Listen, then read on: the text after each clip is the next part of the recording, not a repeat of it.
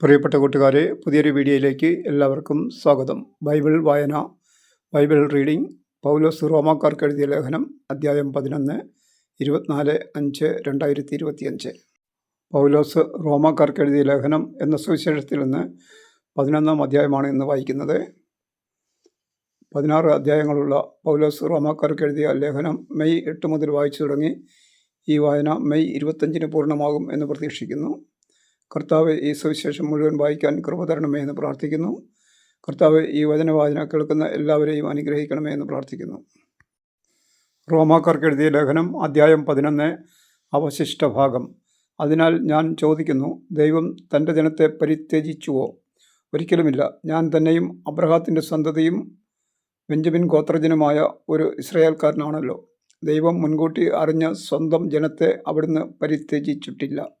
ഇസ്രയേലിനെതിരായി ദൈവത്തോട് എപ്രകാരമാണ് ഏലിയ വാദിക്കുന്നതെന്ന് അവനെപ്പറ്റി വിശുദ്ധ ഗ്രന്ഥം പറയുന്നത് നിങ്ങൾക്കറിയാമല്ലോ.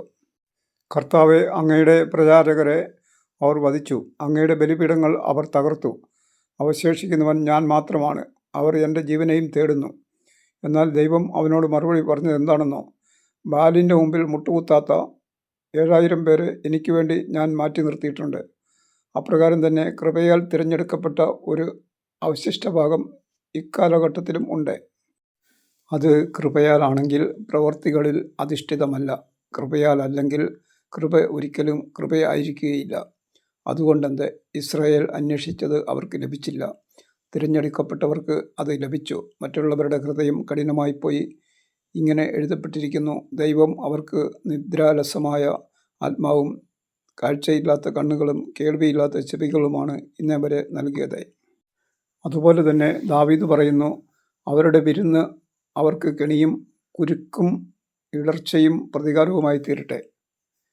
അവരുടെ കണ്ണുകൾ കാഴ്ച നശിച്ച് ഇരുണ്ടു പോകട്ടെ. അവരുടെ നട്ടെല്ല് എപ്പോഴും വളഞ്ഞിരിക്കട്ടെ. വിജാതിയർ പ്രാപിച്ച രക്ഷ. ആകയാൽ ഞാൻ ചോദിക്കുന്നു, അവർക്ക് കാലിടറിയത് വീഴുവാനായിരുന്നുവോ? ഒരിക്കലുമല്ല.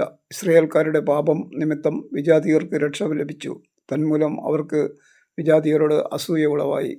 അവരുടെ പാപം ലോകത്തിൻ്റെ നേട്ടവും അവരുടെ പരാജയം വിജാതിയരുടെ നേട്ടവും ആയിരുന്നെങ്കിൽ അവരുടെ പരിപൂർണത എന്തൊരു നേട്ടമാകുമായിരുന്നു.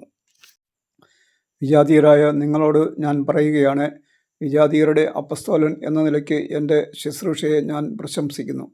അതുവഴി എൻ്റെ കൂട്ടരായ യഹൂദരെ അസൂയാകുലരാക്കാനും അങ്ങനെ അവരിൽ കുറേ പേരെയെങ്കിലും രക്ഷിക്കാനും എനിക്ക് ഇടയാകുമല്ലോ.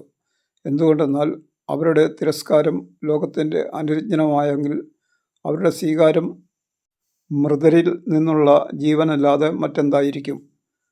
ധാന്യമാവിൽ നിന്ന് ആദ്യഫലമായി സമർപ്പിക്കപ്പെട്ടത് പരിശുദ്ധമെങ്കിൽ അത് മുഴുവൻ പരിശുദ്ധമാണ്. വേര് പരിശുദ്ധമെങ്കിൽ ശാഖകളും അങ്ങനെ തന്നെ.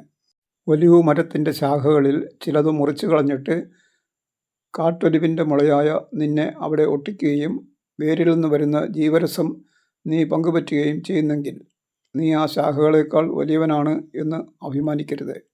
അഭിമാനിക്കുന്നെങ്കിൽ നീ വേരിനെ താങ്ങുകയല്ല, വേര് നിന്നെ താങ്ങുകയാണ് എന്ന് ഓർത്തുകൊള്ളുക. എന്നെ ഒട്ടിച്ചേർക്കേണ്ടതിനാണ് ശാഖകൾ മുറിക്കപ്പെട്ടത് എന്ന് നീ പറഞ്ഞേക്കാം. അത് ശരി തന്നെ. അവരുടെ അവിശ്വാസം നിമിത്തം അവർ വിച്ഛേദിക്കപ്പെട്ടു.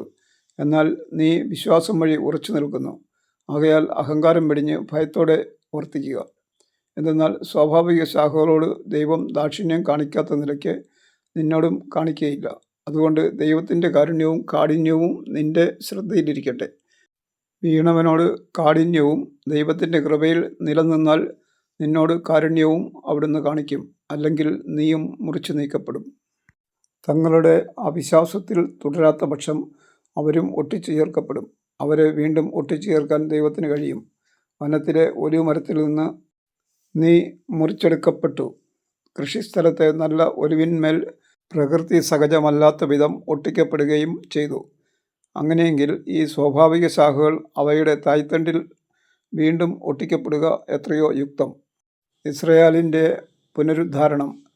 സഹോദരരെ, ജ്ഞാനികളാണെന്ന് അഹങ്കരിക്കാതിരിക്കേണ്ടതിന് നിങ്ങൾ ഈ രഹസ്യം മനസ്സിലാക്കിയിരിക്കണം. ഇസ്രായേലിൽ കുറേ പേർക്ക് മാത്രമേ ഹൃദയകാഠിന്യം ഉണ്ടായിട്ടുള്ളൂ. അതും വിജാതിയർ പൂർണ്ണമായി സ്വീകരിക്കപ്പെടുന്നത് വരെ മാത്രം. അതിനുശേഷം ഇസ്രായേൽ മുഴുവൻ രക്ഷ പ്രാപിക്കും. എഴുതപ്പെട്ടിരിക്കുന്നതും അങ്ങനെ തന്നെ. സിയോനിൽ നിന്ന് വിമോചകൻ വരും. അവിടുന്ന് യാക്കോബിൽ നിന്ന് അധർമ്മം അകറ്റിക്കളയും. ഞാൻ അവരുടെ പാപങ്ങൾ ഉന്മൂലനം ചെയ്യുമ്പോൾ ഇത് അവരുമായുള്ള എൻ്റെ ഉടമ്പടിയായിരിക്കും. സുവിശേഷം സംബന്ധിച്ച് നിങ്ങളെ പ്രതി അവർ ദൈവത്തിൻ്റെ ശത്രുക്കളാണ്. തിരഞ്ഞെടുപ്പ് സംബന്ധിച്ചാവട്ടെ അവരുടെ പൂർവികരെ പ്രതി അവർ സ്നേഹഭാജനങ്ങളാണ്. എന്തെന്നാൽ ദൈവത്തിൻ്റെ ദാനങ്ങളും വിളിയും പിൻവലിക്കപ്പെടാവുന്നതല്ല. ഒരിക്കൽ നിങ്ങൾ ദൈവത്തെ അനുസരിക്കാത്തവരായിരുന്നു. എന്നാൽ അവരുടെ അനുസരണക്കേട് നിമിത്തം നിങ്ങൾക്ക് കൃപ ലഭിച്ചു. അതുപോലെ തന്നെ നിങ്ങൾക്ക് ലഭിച്ച കൃപ നിമിത്തം അവർക്ക് കൃപ ലഭിക്കേണ്ടതിന് ഇപ്പോൾ അവർ അനുസരണമില്ലാത്തവരായിരിക്കുന്നു. എന്തെന്നാൽ എല്ലാവരോടും കൃപ കാണിക്കാൻ വേണ്ടി ദൈവം എല്ലാവരെയും അനുസരണമില്ലാത്തവരാക്കി. ദൈവത്തിൻ്റെ സമ്പത്തിൻ്റെയും ജ്ഞാനത്തിൻ്റെയും അറിവിൻ്റെയും ആഴം! അവിടുത്തെ വിധികൾ എത്ര ദുർജ്ഞേയം! അവിടുത്തെ മാർഗങ്ങൾ എത്ര ദുർഗ്രഹം! എന്തെന്നാൽ ദൈവത്തിൻ്റെ മനസ്സ് അറിഞ്ഞതാരെ? അവിടുത്തേക്ക് ഉപദേഷ്ടാവായതാരെ? തിരിച്ചു കിട്ടാനായി അവിടുത്തേക്ക് ദാനം കൊടുത്തവനാരെ? എന്തെന്നാൽ എല്ലാം അവിടുന്നിൽ നിന്ന്, അവിടുന്ന് വഴി, അവിടുന്നിലേക്ക്. അവിടുത്തേക്ക് എന്നേക്കും മഹത്വം ഉണ്ടായിരിക്കട്ടെ. ആമേൻ. 11-ാം അധ്യായം വായന പൂർണ്ണമായി. അതിനെ സഹായിച്ച ദൈവത്തോട് നന്ദി പറയുന്നു. Thank you.